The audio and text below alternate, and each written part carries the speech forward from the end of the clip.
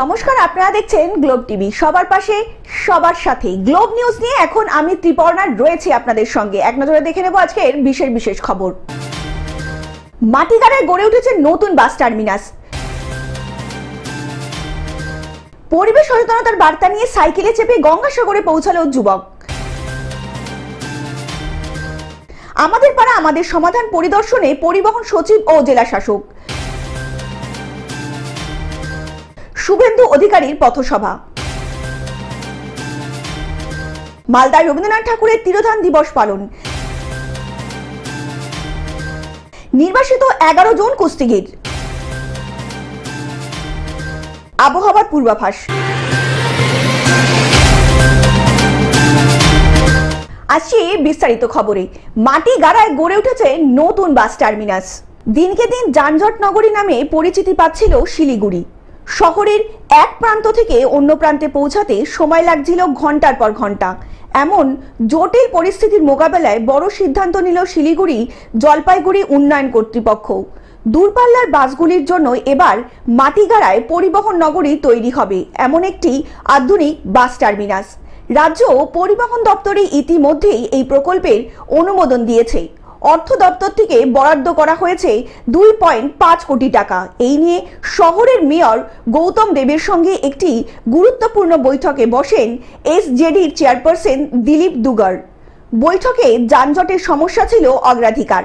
বৈঠক শেষে Dilip দুগার bus terminus নির্মাণের সিদ্ধান্ত নেওয়া হয়েছে বলে রাজ্য সরকারের অনুমোদনে দিয়েছে। দ্রুত কাজ শুরু হবে বলে জানান তিনি। 9 একর জমি ফিজিক্যালি আমরা 8.something একর সব ল্যান্ড পাচ্ছি। সেটা নিয়ে মিনিস্টার পর্যায়ে অনেক আলোচনা হচ্ছে। ওরা একটা থার্ড পার্টি কাউকে দিয়ে সার্ভে করিয়ে একটা L1 কাউকে দিয়ে কাজটা করে পিপিপি মোডে করবে বলেছে। এটা একটা ফিউচারিস্টিক প্ল্যান, কিন্তু একদিনও আমাদের অপেক্ষা করার উপায় নেই যে শহর থেকে বড় বড় গাড়িগুলো সরানো। সেটা বহুদিনের একটা বাস টার্মিনাস আর ট্রাক টার্মিনাস যেটা পরিবহন নগরে, সেই জায়গাটা নিয়ে কথা বলছে। বড় গাড়িগুলো ক্ষেত্রে চলে গেলে অনেকটা যানজট মুক্ত, এগুলো তো মেনলি কলকাতা বিহার আসাম দিয়ে বেরিয়ে যাবে। নতুন টার্মিনাসটির বৈশিষ্ট্য হলো একসঙ্গে দাঁড়াতে পারবে 70টির বেশি বাস, থাকবে আধুনিক টিকিট কাউন্টার, তৈরি হবে ফুড ব্লক এবং ছাত্রীদের সুবিধা কেন্দ্র। সেই সঙ্গে চালকদের জন্য বিশ্রামাগার, শৌচালয়ও নির্মাণ করা হবে। নতুন বাস টার্মিনাস তৈরি করে শহরের মধ্যে দিয়ে দূরপাল্লার বাস চলাচল কমবে এবং যানজট অনেকটাই কমবে বলে আশা প্রকাশ করেছেন এসজিডিএ কর্তৃপক্ষ। ওনার কাছে আমরা সময় চেয়েছি, আর ওনার একটা ভিশন আছে। উনি রোগী কল্যাণ সমিতির চেয়ারম্যানও আছেন। উনি রেগুলারলি মেডিকেল কলেজে যায়, মিটিং করছে। তা আমাদের সঙ্গে এটা ঠিক হয়েছে, নেক্সট উইকে আমরা একটা টাইম ঠিক করবো। এসজেডিএ, শিলিগুড়ি মিউনিসিপাল কর্পোরেশন, রোগী কল্যাণ সমিতি, অ্যাডমিনিস্ট্রেশন, পুলিশ কমিশনার যা বললেন, আর মহকুমা পরিষদ, আমরা একটা কম্প্রিহেন্সিভ একটা হলিস্টিক অ্যাপ্রোচ নিয়ে করবো। নর্থ বেঙ্গল মেডিকেল কলেজ মেয়ের সাহেব আজকেও বলছিলেন যে এটা আমাদের পুরো উত্তরবঙ্গের একটা গর্বের জায়গা আছে, আর আমরা ওখানে একটা মডেলের মতন একটা কাজ করবো, একবার কোঅর্ডিনেটেড এফোর্ট দিয়ে। আপনারা ইদানিং কালে দেখছেন এক মাস আমরা খুব এসজেডিএ কর্পোরেশন, মহকুমা পরিষদ, আমরা এটা আপনি আজকে তো যা মিটিং হলো আপনাদেরকে ডাকলাম, আমরা নিয়মিত আমাদের মেয়র সাহেবের সঙ্গে মিটিং হচ্ছে। আমরা একটা হলিস্টিক অ্যাপ্রোচ নিয়ে নর্থ বেঙ্গল মেডিকেল কলেজ আর আনুষঙ্গিক জায়গাগুলোকে কিরকম ডেভেলপ করা যায় এটা বলবো। জলপাইগুড়ি থেকে সায়ন সেনের রিপোর্ট, গ্লোব নিউজ। পরিবেশ সচেতনতার বার্তা নিয়ে সাইকেলে চেপে গঙ্গাসাগরে পৌঁছালো যুবক। পরিবেশ সুস্থ থাকলে তবেই আমরা সুস্থ থাকব, এই বার্তা নিয়ে হুগলির মহানাদ গ্রামের যুবক সাগর কর রওনা দিয়েছিলেন গঙ্গাসাগরের কপিল মুনি আশ্রমের উদ্দেশ্যে। তার উদ্দেশ্য ছিল মানুষের মধ্যে পরিবেশ সচেতনতাকে ছড়িয়ে দেওয়া। পেট্রোল ডিজেল নয়, একেবারে সাইকেলে চেপে পরিবেশ রক্ষার বার্তা পৌঁছে দিচ্ছেন নানা প্রান্তে। ইতিমধ্যেই সাগরগড় পৌঁছে গিয়েছেন গঙ্গাসাগরের কপিল মুনি আশ্রমে। যাত্রাপথে গাছ লাগানো, জল অপচয় রোধ এবং পরিবেশ বান্ধব অন্য ব্যবহারের বার্তা দিয়ে যাচ্ছেন সাধারণ মানুষকে। তার গায়ে থাকা গেঞ্জিতে লেখা গ্রিন বাংলা, ক্লিন বাংলা, পরিবেশকে সুস্থ রাখুন ইত্যাদি সচেতনমূলক বার্তা। অন্যদিকে সাগর জানালেন সাইকেল পরিবেশ বান্ধব, এতে কোনো দূষণ নেই। পেট্রোল বা ডিজেল লাগানো আমরা চাই না, মানুষ বুঝুক দৈনন্দিন জীবনে পরিবেশ বান্ধবের বিকল্প ব্যবহারের গুরুত্ব কতটা। সাগর শুধু সুন্দরবন নয়, অতীতে বহু গুরুত্বপূর্ণ স্থানে গিয়েছেন সাইকেলে চেপে। কন্যাকুমারীর তিরুপতি, বালাজি, দক্ষিণেশ্বর, কালীঘাট সহ সব জায়গাতেই তার একটাই উদ্দেশ্য ছিল পরিবেশ রক্ষা করা। সাগরের আগামী গন্তব্যও বকখালি, সেখানেও তিনি সচেতনতার বার্তা পৌঁছে দেবেন বলে জানান। সাগর জানালেন, আসুন আমরা সবাই মিলে পরিবেশ দূষণের হাত থেকে রক্ষা করার শপথ নিয়ে পরিবেশকে বাঁচাই এবং মানুষের উপযোগী করে তুলি। আমার নাম সাগর কর, মহাদেব। আমি এসেছি হুগলি জেলার রানাঘাট গ্রাম থেকে, ব্লক পোলবা থানা থেকে এসেছি। আমার মূল উদ্দেশ্য হলো যে গাছ লাগানোর একটা পরিবেশ, সকলের উদ্দেশ্যে এটাই বলার যে এই পরিমাণে এখন দূষণ হচ্ছে, পলিউশন হচ্ছে, সবাই যেন গাছ লাগায়। এখন বর্ষাকাল, শ্রাবণ মাস। হুগলি থেকে কৌশিক ঘোষের রিপোর্ট, গ্লোব নিউজ। আমাদের পাড়া এবং আমাদের সমাধান পরিদর্শনে পরিবহন সচিব ও জেলা শাসক। মুখ্যমন্ত্রী মমতা বন্দ্যোপাধ্যায়ের স্বপ্নের প্রকল্প আমাদের পাড়া আমাদের সমাধান বাস্তবায়ন চলছে রাজ্য জুড়ে। হরিশ্চন্দ্রপুরের 2টি ব্লকে আমাদের পাড়া আমাদের সমাধান কেন্দ্র পরিদর্শন করেন রাজ্যের পরিবহন সচিব সৌমিত্র মোহন ও জেলা শাসক নিতিন সিংহানিয়া। 3টি বুথ মিলে কেন্দ্রগুলিতে কিভাবে ক্যাম্প পরিচালিত হচ্ছে, কর্মী ও আধিকারিকরা ঠিকভাবে কাজ করছেন কিনা, সাধারণ মানুষের অভিজ্ঞতা কেমন, সেই সবই ছিল পরিদর্শনের মূল উদ্দেশ্য। ক্যাম্পে সচিব ও জেলা শাসকের উপস্থিতি হতেই সাধারণ মানুষ একের পর এক সমস্যা তুলে ধরেন তাদের সামনে। পরিবহন সচিব ও জেলা শাসক মনোযোগ সহকারে অভিযোগ শুনে তৎক্ষণাৎ সংশ্লিষ্ট আধিকারিকদের ব্যবস্থা নেওয়ারও নির্দেশ দেন। এদিন ক্যাম্প পরিদর্শনে জেলা শাসক থেকে ছাড়াও উপস্থিত ছিলেন অতিরিক্ত জেলা শাসক অনিন্দ সরকার, চাঁচলের মহকুমা শাসক সৌভিক মুখার্জি, জেলা পরিষদের সদস্য বুলবুল খান, জাহিরউদ্দিন বাবর সহ বিশিষ্ট সমাজসেবী মনিরুল আলম ও অন্যান্য প্রশাসনিক আধিকারিকরা। জেলা শাসক নিতিন সিংহানিয়া বলেন, মুখ্যমন্ত্রী মমতা বন্দ্যোপাধ্যায়ের নির্দেশে আমাদের পাড়া আমাদের সমাধান ক্যাম্প চলছে। সাধারণ মানুষের সমস্যার কথা এখানে শোনা হচ্ছে, অনেকেই উপকৃত হবেন বলে জানান জেলা শাসক। আমাদের পাড়া আমাদের সমাধান মাননীয় টুজিপি, আজকে আমরা হাই মাদ্রাসায় সোনাকুল হাই মাদ্রাসায় আছি। তো এখানে আমাদের মুখ্যমন্ত্রীকে ধন্যবাদ জানাচ্ছি, মাননীয় মুখ্যমন্ত্রীকে স্বপ্নের প্রকল্প। আর সত্যি আজকে বাস্তবায়িত হচ্ছে, মানুষজন খুব খুশি। ছোট ছোট সমস্যা থেকেই যায়, সেই ছোট ছোট সমস্যা নিয়ে আলোচনা, তার সমাধান। কে এসেছিলেন আজকে এসেছিলেন পরিবহন সচিব সৌমিত্র মহান, আর ডিএম সাহেব ছিলেন, বিডিও সাহেব ছিলেন, আর আমরা সব প্রতিনিধিরা এখানে উপস্থিত। উৎসাহিত মানুষ ছোট ছোট সমস্যা নিজের সামনেই সলভ করতে পারছেন, কোনো মেম্বার, কোনো প্রধান বাদ দিয়ে তারা নিজেরাই, কোনো জাত, কোনো কালার, কোনো পলিটিক্স না দেখে সবাই নিজের সমাধান করতে পারছেন। এতে প্রচন্ড উৎসাহিত আছে। মালদা থেকে অভিষেক দাসের রিপোর্ট, গ্লোব নিউজ। শুভেন্দু অধিকারীর পথসভা। বিরোধী দলের নেতা শুভেন্দু অধিকারী ঘাটালে একটি পথসভা এবং মিছিল করেন।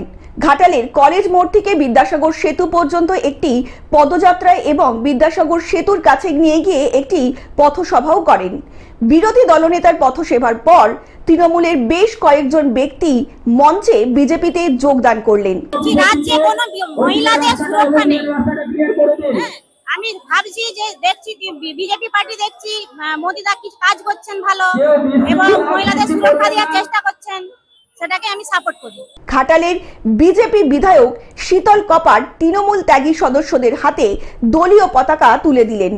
বিজেপি বিধায়ক দাবি করেন যে যোগদানকারীদের মধ্যে ঘাটাল পৌরসভার 12 নম্বর ওয়ার্ডের প্রাক্তন তৃণমূল কাউন্সিলর স্বপন মণ্ডল এবং 9 নম্বর শহরের প্রাক্তন সাধারণ সহ সম্পাদক মোট 12 জন সক্রিয় তৃণমূল কর্মী এই পথসভায় বিজেপিতে যোগদান করলেন। গরিব মানুষ, পানীয় জলের অভাব রয়েছে, খাদ্যের অভাব রয়েছে, সরকার কোনো রকম ব্যবস্থা নেয়নি। তো সেই সমস্ত মানুষের সঙ্গে দেখা করার জন্য পশ্চিমবাংলার জনপ্রিয় জননেতা সম্মানীয় শুভেন্দু অধিকারী আসছিলেন। সে আসছে খবর পেয়ে বানবাসীরা তার সঙ্গে দেখা করতে এসছে, অনেকেই নৌকোয় করে এসছে, অনেকেই ডিঙি করে এসছে। তারা তাদের দুঃখের কথা বলেছে এবং আমাদের বিরোধী দলনেতা সম্পূর্ণ আশ্বাস দিয়েছে তাদের পাশে থাকার জন্য। যোগদান প্রসঙ্গে বিজেপি বিধায়ক শীতল কপার দাবি করেছেন যে আগামী দিনেও ঘাটালের তৃণমূলের বিভক্তি দেখা দেবে এবং যারা জনগণের জন্য কাজ করে কেবল তাদেরই দলে নেওয়া হবে। অন্যদিকে এই যোগদানের বিষয় ঘাটালের ব্লক তৃণমূল কংগ্রেসের সভাপতি দিলীপ মাঝি সবকিছুই অস্বীকার করেছেন। তিনি বলেছেন সবই বিজেপির পরিকল্পিত নাটক। ये रैली जो बाढ़ हो रहा है हर साल पूरा घाटाल एरिया आरामबाग एरिया में, आज ये घाटाल का जो बाढ़ पीड़ित जनता है उसको लेकर सब डिवीजन ऑफिसर के सामने हमारी प्रदर्शन है। और ममता बनर्जी यहाँ सेंट्रल गवर्नमेंट का जो कैलामिटी रिलीफ फंड का रुपया वो सब रुपया धांधली कर दिया, भ्रष्टाचार हो रहा है। घाटाल मास्टर प्लान के रुपया सेंट्रल गवर्नमेंट दिया था, टीएमसी ने खा लिया। इसका खिलाफ ही बाढ़ पीड़ित जनता को लेकर भारतीय जनता पार्टी। পশ্চিম মেদিনীপুর থেকে কল্যাণ মণ্ডলের রিপোর্ট, গ্লোব নিউজ। মালদায় রবীন্দ্রনাথ ঠাকুরের তিরোধান দিবস পালন। বিশ্বকবি রবীন্দ্রনাথ ঠাকুরের 85তম তিরোধান দিবস পালন করল ইংরেজবাজার পৌরসভা ও মালদা শিল্পী সংসদ। সকাল 8টা নাগাদ মালদা শহরে রবীন্দ্র এলাকায় রবীন্দ্রনাথ ঠাকুরের পূর্ণ অবয়বের মূর্তিতে মাল্যদান করে শ্রদ্ধা নিবেদন করেন ইংরেজবাজার পৌরসভার চেয়ারম্যান কৃষ্ণেন্দু নারায়ণ চৌধুরী। এছাড়াও উপস্থিত ছিলেন মালদা শিল্পী সংসদের সভাপতি ডক্টর DN সরকার, সম্পাদক সহ একাধিক অন্যান্য পুর আধিকারিক ও সঙ্গীত শিল্পীরা। 85তম তিরোধান দিবস তিনি শুধু সংস্কৃতির দিক দিয়ে না, সর্বাঙ্গিকভাবে ভারতকে বিশ্বের দরবারে নিয়ে গেছে এবং বাংলার মানুষকে সংস্কৃতির জগতে একটা অন্য দিশা দেখিয়েছেন। তার লেখা বইয়ে গীতাঞ্জলি যে নোবেল পুরস্কার আমরা পেয়েছিলাম, রবীন্দ্রনাথ ঠাকুরের স্বাধীনতার দিকেও তার মানসিকতা ছিল। যখন ওই বৈশাখী পূর্ণিমায় পাঞ্জাবে গণহত্যা হয়েছিল তখন তিনি নাইট উপাধি পরিত্যাগ করে তার ধিক্কার জানিয়েছেন ব্রিটিশদের। এরকম মানুষের জন্মদিন, মৃত্যুদিন ইংরেজবাজার পৌরসভা গভীর শ্রদ্ধার সঙ্গে পালন করে। মালদা থেকে অভিষেক দাসের রিপোর্ট, গ্লোব নিউজ।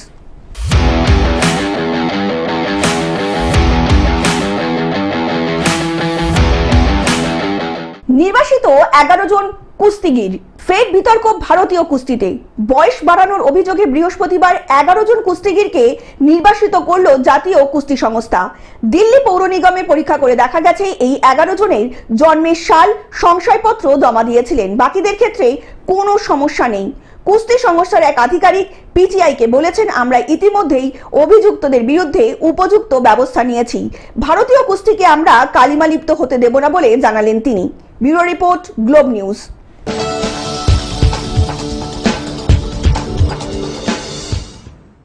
আবহাওয়ার পূর্বাভাস। শুক্রবার বৃষ্টি বাড়ার সম্ভাবনা রয়েছে দক্ষিণবঙ্গের জেলাগুলিতে। পুরুলিয়া, বাঁকুড়া, পূর্ব ও পশ্চিম বর্ধমান এবং পূর্ব এবং বর্ধমানের বিভিন্ন মুর্শিদাবাদ সহ সমস্ত জেলায় ভারী বৃষ্টি চলবে দফায় দফায়। বাকি জেলাগুলোতেও রেহাই পাবে না। বিক্ষিপ্ত বৃষ্টির পূর্বাভাস রয়েছে দক্ষিণবঙ্গের অধিকাংশ জেলায়।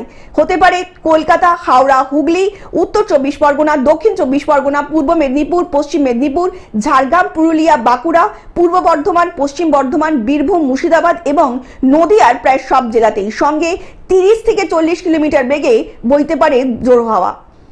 Bureau report, globe news.